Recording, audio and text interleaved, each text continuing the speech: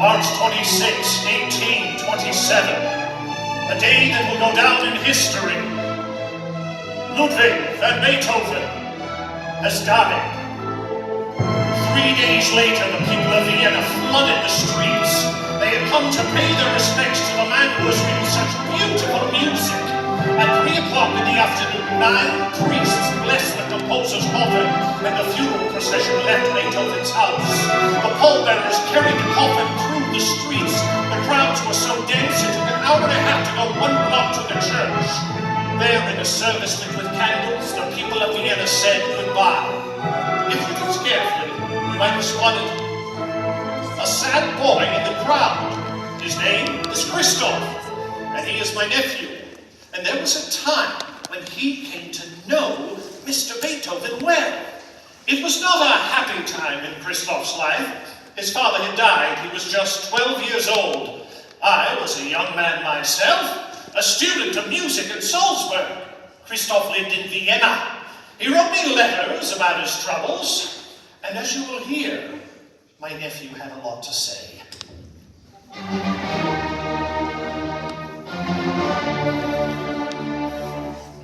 Dear uncle, something terrible has happened. A madman has moved into our house. His name is Ludwig van Beethoven.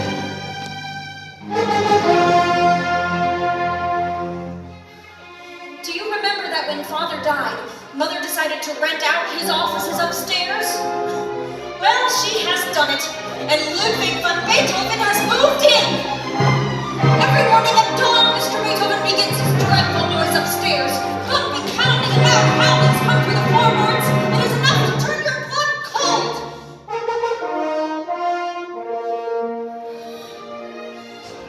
Mother says I mustn't blame him. He is deaf and can't hear the noise he makes. But he wakes the twins, and they start crying. They cry all day. All morning, Mr. Beethoven carries on this way. After lunch, he storms out into the street. He hums to himself, growls out tunes, he waves his arms. His pockets bulge with papers and pencils. On the street, the children run and call him names. Hours later, he comes home. Sometimes, he is soaked with rain. He tracks mud all through the hall, and then, long after the house is quiet for the night, he pounds up the stairs above our heads.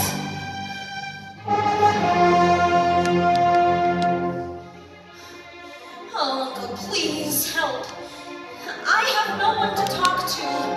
I know we need lodgers, but Beethoven?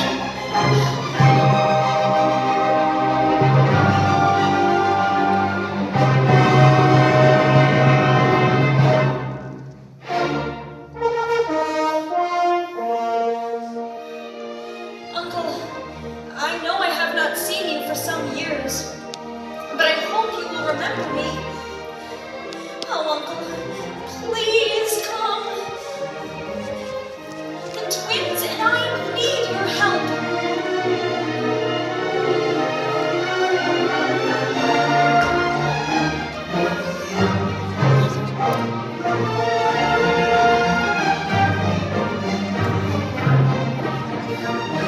I beg you to tell my mother to send Mr. Beethoven away. My dearest Christoph, what a delightful surprise to receive your letter last night. Do I remember you? Of course I do, and I miss you very much. I'm so sorry you're finding these months so difficult. I should tell you I have received a letter from your mother as well. She is concerned about you and wants you to be happy. She assures me that although Mr. Beethoven is peculiar, perhaps, he's certainly not mad. Believe me, Christoph, I know only all too well how difficult musicians can be. But I cannot come right away. I must be practicing for my concert next week. I'm even playing a piece by your Mr. Beethoven. So be patient, little nephew. I know life will be more peaceful before long.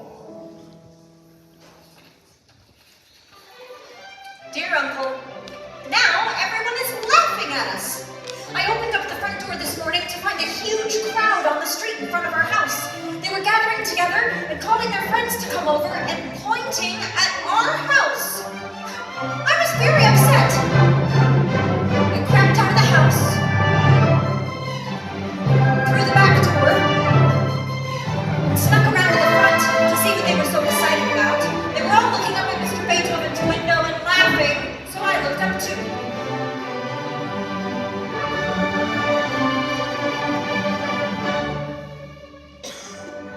There was Mr. Beethoven, standing at the window, looking at a sheet of music, and Uncle, he had on no clothes at all. It was a dreadful sight. Sometimes people will stop outside our house thinking they will see Mr. Beethoven, but if anybody asks, I just say that he has moved away.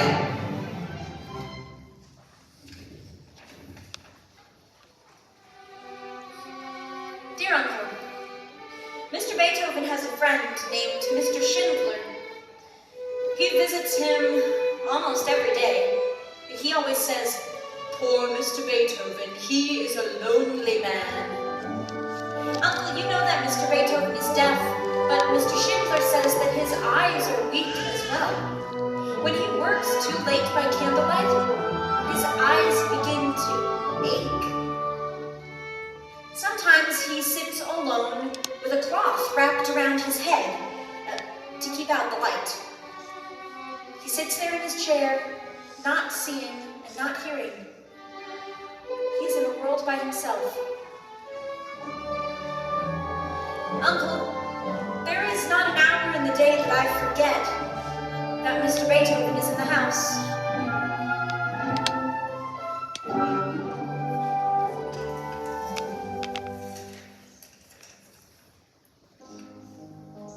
My dear Christoph, today I received 2 of your letters at once. I will admit, Mr. Beethoven does not seem to be an easy guest. Perhaps I can help, though, by saying that as strange as Mr. Beethoven seems, there are reasons for the way he acts. You see, although he cannot hear you very well when you speak to him, all day long he is composing beautiful music. Because he cannot hear, he must compose this music entirely in his head.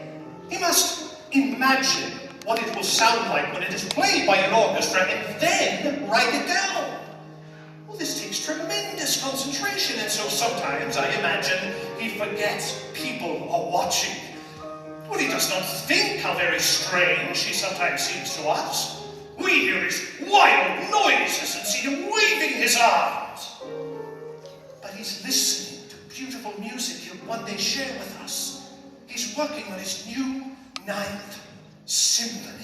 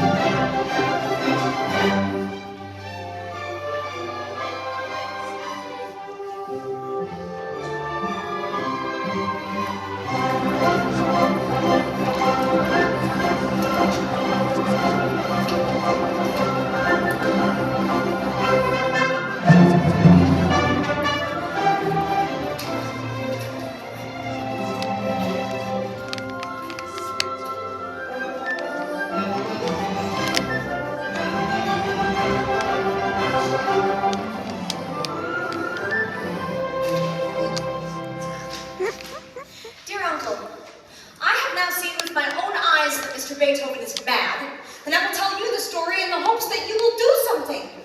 Last night, as I was getting ready for bed, happened to look up at the ceiling and noticed water collecting there, and so I moved my chamber pot underneath to catch the drips.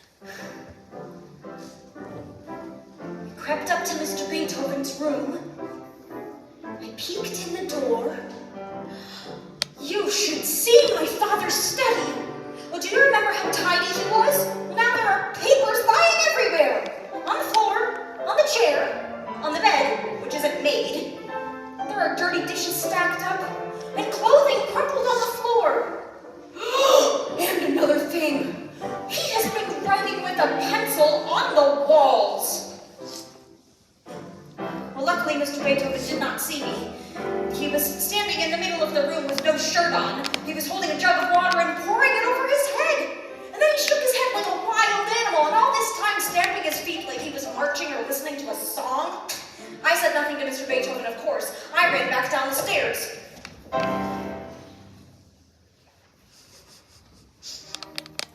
Dear Christophe, you cannot imagine the excitement with which my friends and I read your letters about Mr. Beethoven.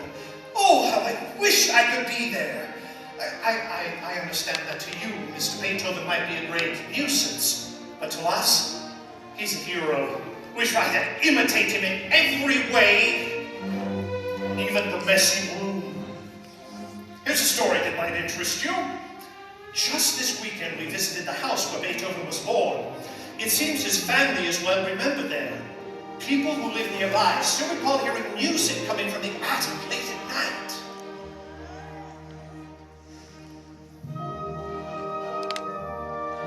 Christophe, Beethoven was not a happy child. His father was an unhappy man who took to drink. Sometimes at night he would come home long after dark and get his little boy out of bed.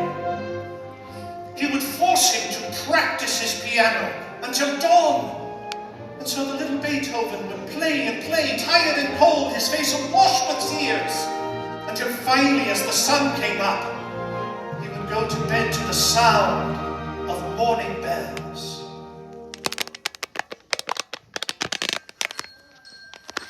Dear Uncle, Mr. Beethoven has on his desk all sorts of bells. One made of clay, one made of bronze, and 2 little bells made of silver. Maybe they are his good luck charms. Oh, Mr. Chancellor told me that when he first moved to Vienna, Mr. Beethoven always found rooms in between 2 churches, so that he could hear the bells.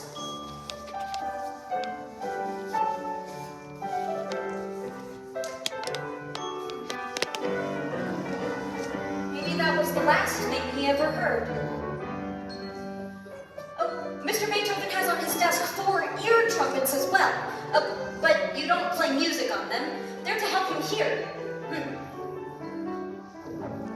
He puts one end in his ear, and then you're supposed to talk in the other so that he can hear you.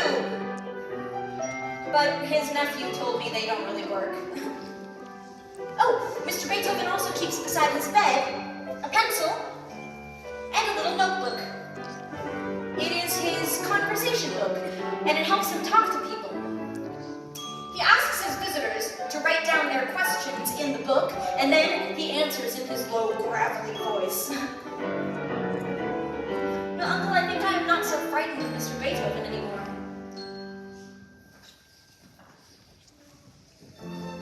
Dear Christophe, how much happier you sound. I think I have some news that will make you even more cheerful still. I spoke today with a man who once worked for Mr. Beethoven, copying out music. He told me he never stays in a home very long. He moves often as 3 times a year. Imagine, Christophe, since he came to Vienna, he already moved over 70 times. So, your Mr. Beethoven has a restless nature. Perhaps before long you will have your wish, and quieter people living up the stairs. But, in the meantime, tell me, is it true as I have heard that Mr. Beethoven has 3 pianos in his room? Dear Uncle, no, it is not true that Mr. Beethoven has 3 pianos in his room. He has 4. you should see them. To begin with, his pianos have no legs. He takes them off so that he can play the piano while he is lying on the floor.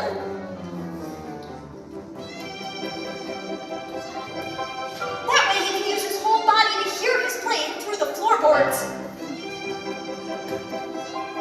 Oh, sometimes he sits sprawled on the floor for hours. He pounds the keys so hard,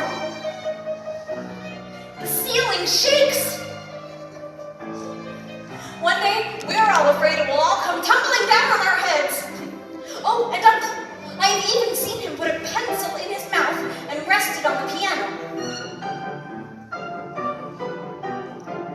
That way he can hear his playing through his teeth. Ugh, it is a wonder his pianos can be played at all. The insides are all stained with ink from the number of times he's knocked over the inkwell with his sleeve. And the strings are all broken and curled up like a bird's nest made of wire. Oh, and Uncle, one more thing. The man who made Mr. Beethoven the ear trumpets also made him a metronome. It's a little wooden box with a stick on it. The stick goes back and forth, and tells people how fast they should play.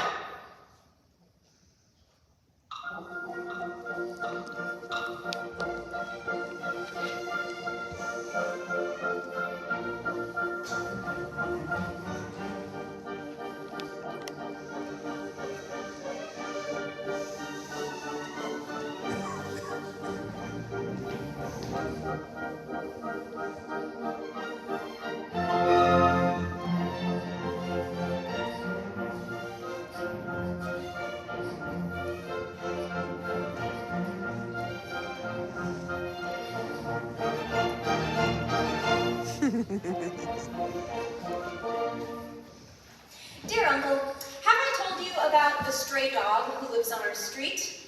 I have named him Metronome. He is a small and spotted dog who used to whine and whimper, but I have found a way to stop his crying. Yesterday, he was quite pleased to share my sugar cake from lunch. And then this afternoon, a carriage pulled up.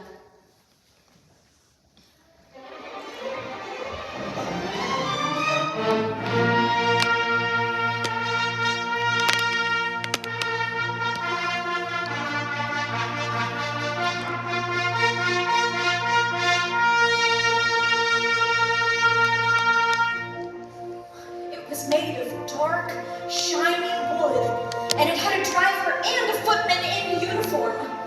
I'd never seen anything so grand in all my life. The driver waved at me and called me over and handed me a card that said, Prince Karl Lichnowsky.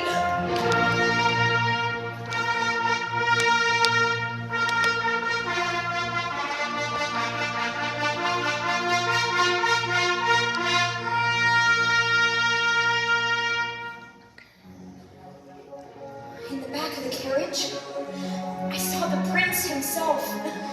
I was very frightened. I've never met a real prince before. He called out to me and he said, "If Mr. Beethoven's door is closed, please do not disturb him." Mr. Beethoven must be a terrible man if even a prince is afraid of him. Dear Christoph, I've been thinking about your story of the prince.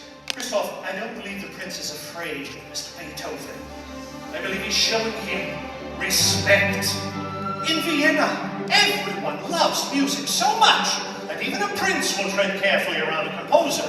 Have you ever noticed how much music there is in your city? I remember the last time I was there, you were still quite small. I went for a walk one morning. In fact, it was that morning I decided someday I would live there.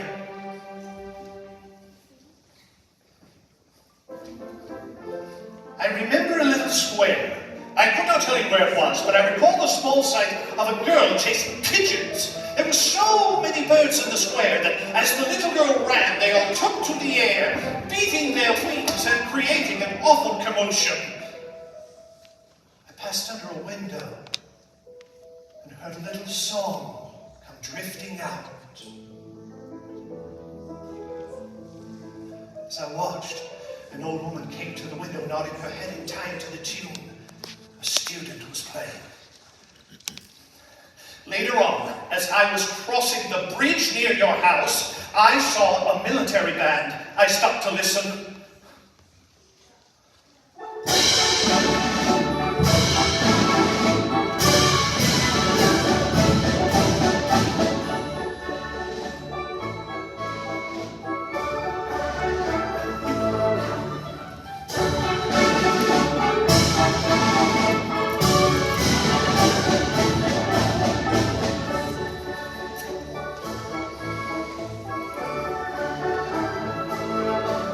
All of that music playing in one city, and your Mr. Beethoven is responsible for so much of it.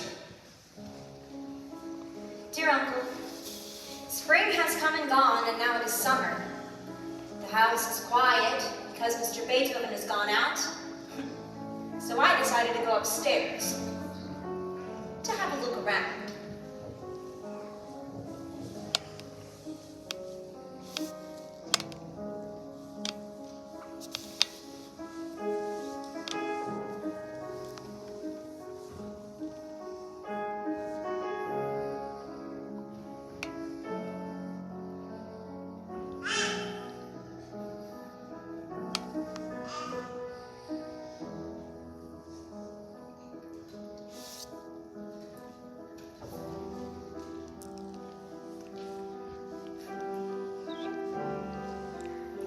Hear Mother playing the piano downstairs, as she used to when I was small. She is playing a piece by Mr. Beethoven. It is one of the best she has ever played.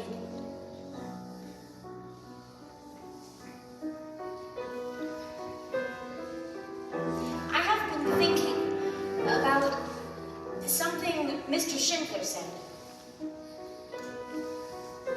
He said that Mr. Beethoven works so hard because he believes that music can change the world.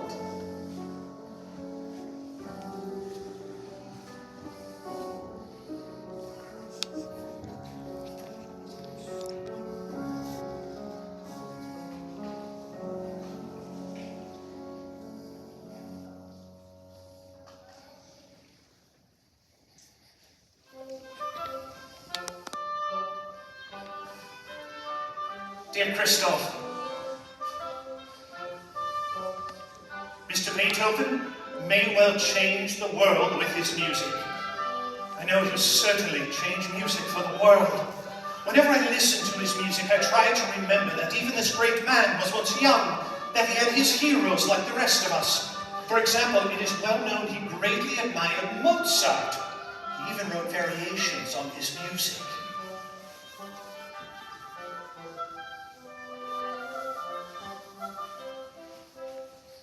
When Beethoven was young, he traveled to Vienna to play for Mozart. He hoped to have lessons with him. Mozart was most impressed and said to his friends, "Watch this young man carefully, for he will make a great noise in the world before long." Sadly, before Beethoven could return, Mozart had died. And so, Beethoven went off to study with old Papa Haydn instead.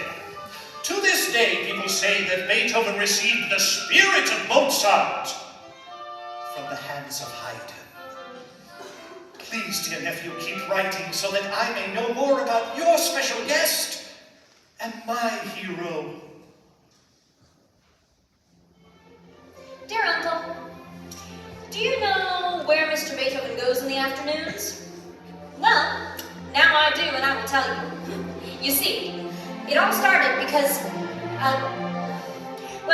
Mother sometimes says that instead of just sitting outside on the front step all day, it would be nice if I spent some time inside. I used to think she meant it until this morning. I went inside. Oh, I thought of something to play with. I rolled up a bit of paper like an ear trumpet.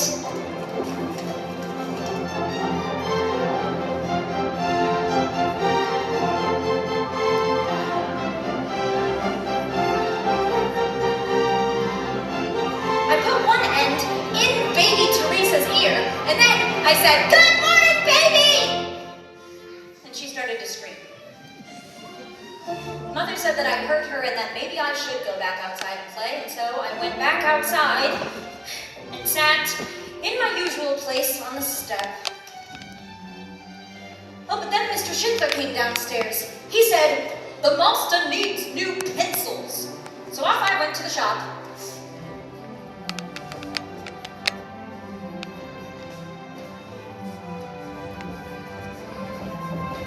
But when I got back, he was gone. And there was nobody upstairs except Mr. Beethoven, who was writing at his desk. I stamped my feet on the floor to get his attention.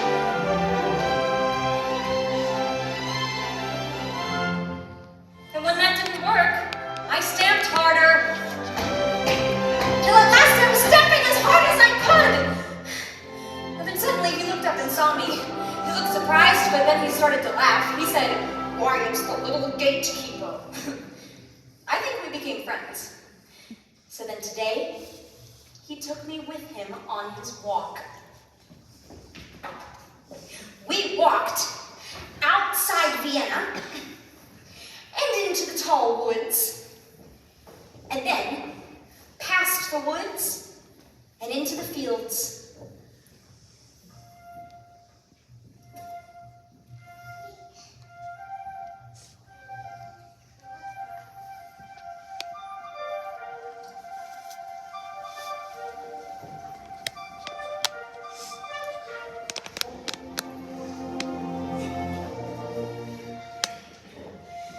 Walked about an hour, we stopped beside a little brook. Mr. Beethoven took out his notebook and began making little notes. He completely forgot I was with him. He was humming to himself and scribbling furiously in his conversation book. Then, suddenly, dark clouds began to form, and birds started flying in circles above us. The sky became very black. Wind picked up and tugged at our cloaks and pushed the trees back and forth across the sky.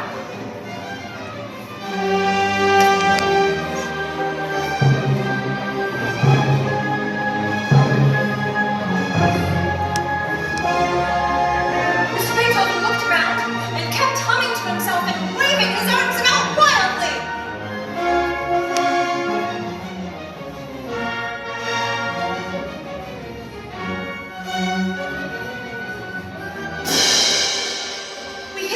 Big tree until the storm passed.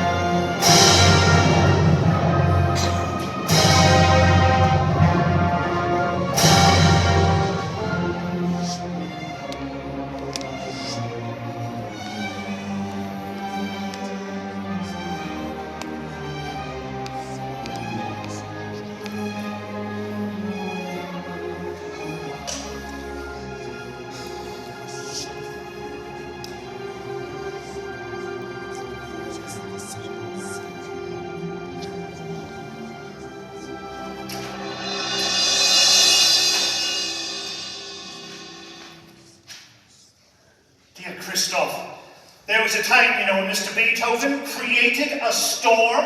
Every time he played a concert, he would sit down with the orchestra and play his music without a single note written out. It was all in his head.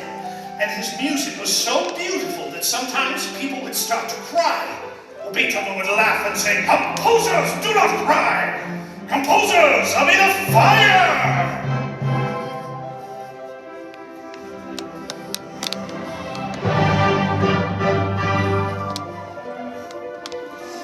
Mr. Beethoven was not gentle with the wealthy people of Vienna, who did everything they could to please him. He had rough manners even then.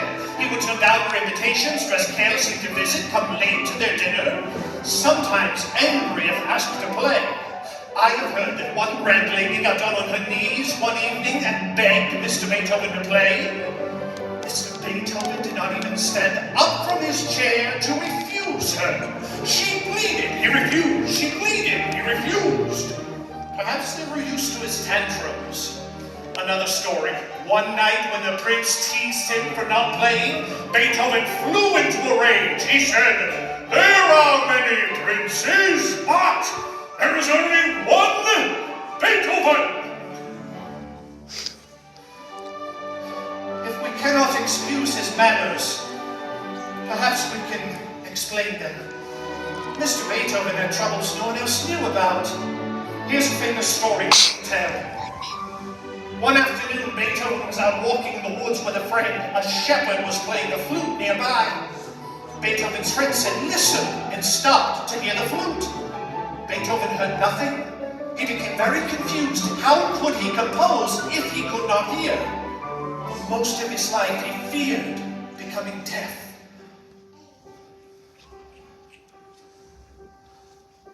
When he was still just a young man, he began to hear humming and buzzing in his ears. He could not hear high notes. Then, he could not hear soft voices. He became very frightened. He saw all manner of doctors and tried many different cures. He even tried pouring ground nuts and cream in his ears because someone told him it would help. Slowly and unmistakably, Mr. Beethoven was going deaf.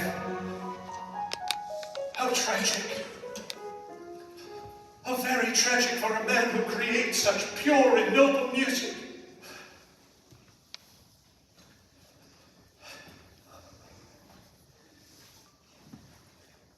Dear Uncle, somebody has given Mr. Beethoven another piano. And there was quite a lot of trouble getting it up the stairs. Oh, and then last night, he had a party. Lots of people went in and out of his rooms until very late, and the more cheerful they became upstairs, the noisier and more miserable it became for us. Finally, it was impossible to sleep. I got up and walked to the bottom of the stairs. Upstairs, they were very excited about a new symphony. I heard some ladies, and I remembered I had seen them laughing on the stairs. They are called... oh, sopranos, because they are the singers who can sing very high. They were singing Italian songs.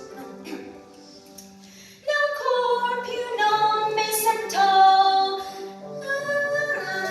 something, something, tormento, amor. Suddenly the party became very quiet. We heard the same songs they had been singing, but this time, played on the piano.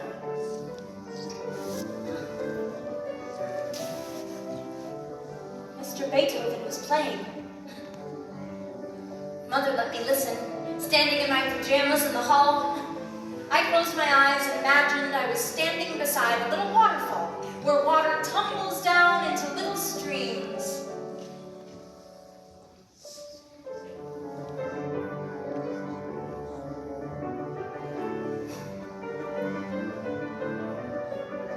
Suddenly, I was very happy to be staying up late after all. And then, something wonderful happened. My favorite soprano came out of the room. Well, at least she is my favorite now.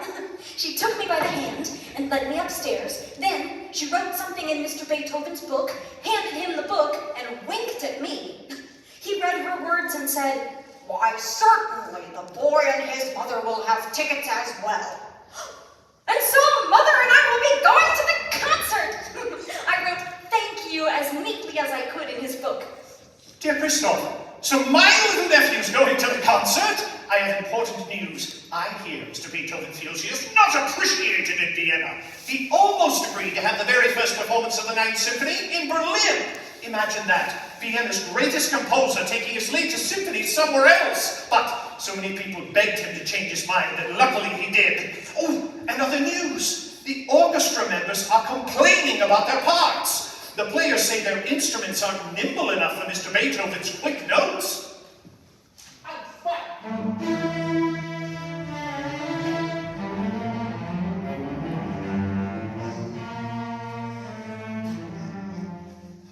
All over Vienna, the players are struggling with their task. They know the premiere of a Beethoven symphony is a great event. They're very proud to be the orchestra that will play this music first. Mr. Beethoven will even conduct the premiere himself, with another conductor, one who can hear, conducting beside him. Oh, dear uncle, the closer we get to the concert, the fiercer Mr. Beethoven's moods become. Caroline, his housekeeper, is leaving to marry the baker next door. She told Mr. Beethoven yesterday, and he became very angry because the concert is just 2 weeks away.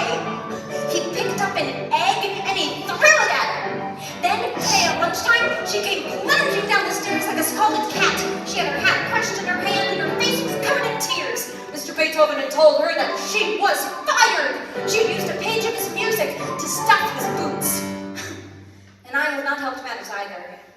Well, today I was in Mr. Beethoven's study, and by mistake, I brushed some papers on his desk. They fluttered to the floor. Mr. Schindler gasped. Mr. Beethoven had spent all morning putting them in order. Mr. Beethoven said, "And so now I must do work again I have already done." Just when life was getting better, I ruined things.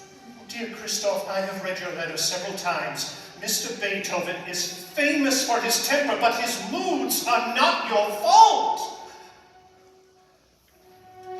Imagine how frustrating his life must be. Imagine how lonely to hear no voices. Imagine hearing no birds sing, no wind in the trees, no pealing of bells. Imagine he hears no music, not even his own. So Mr. Beethoven has a great temper. How could he not? But if you listen to his music, you will hear that his heart is great as well. Too great to be angry for long, and an innocent boy. Dear uncle, Mr. Beethoven has forgotten about the incident with the papers. He squeezed my shoulder in a friendly way when he passed me in the hallway this afternoon. Now the house is asleep, and I am alone, but the concert is tomorrow night, and so of course I cannot sleep. I think of Mr. Beethoven upstairs. I wonder if he is awake tonight like me. I wonder what he's thinking about. Or maybe he's hearing beautiful music in his head that we will all hear tomorrow night. I wonder what it sounds like.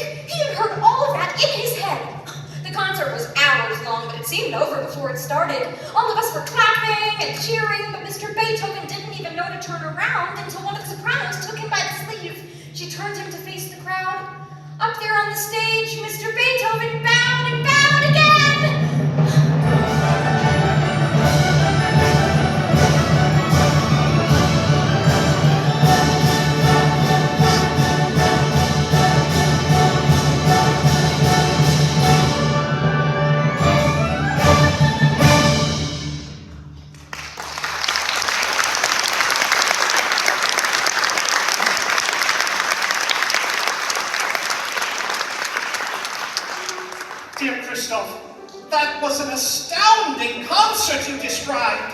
How lucky you are to have been there. It makes me wonder who is more fortunate.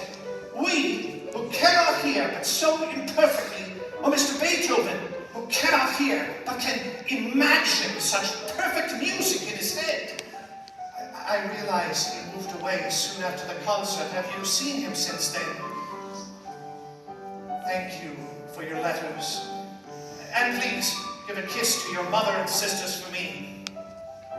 Dear Uncle, I have seen Mr. Beethoven again. I thought you might like to hear about it. It was on the street. I saw him rushing by, humming to himself as always, and I ran up and caught him by the sleeve. He looked confused at first, but then he recognized me. He said, "Where's the little gatekeeper?" And he took my hand in his. I took his book, and I told him that we miss him very much. And then he asked about Mother, and he was very pleased to hear that she is teaching piano lessons again. I asked him if he was well, and he said that he would be better living away from the river. And so I told him that when I grow up, I'm going to be a doctor just like my father, and then I will make him better. He read my words, but he didn't say anything. He just squeezed my hand and looked down at the ground. And then he patted me on my head, told me to keep well, and walked on.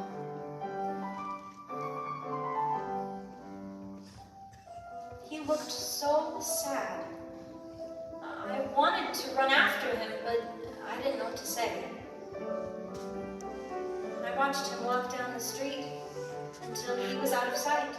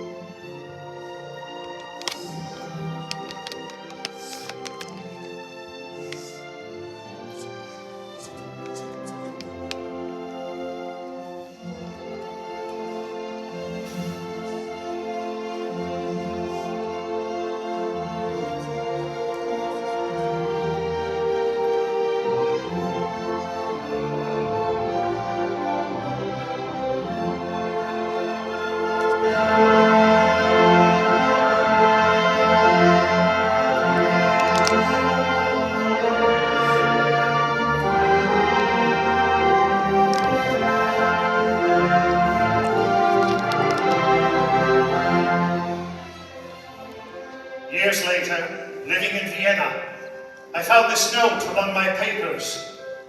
Dear Uncle, last night when I heard that Mr. Beethoven had died, I went down to the river and I thought about what Mr. Schindler said.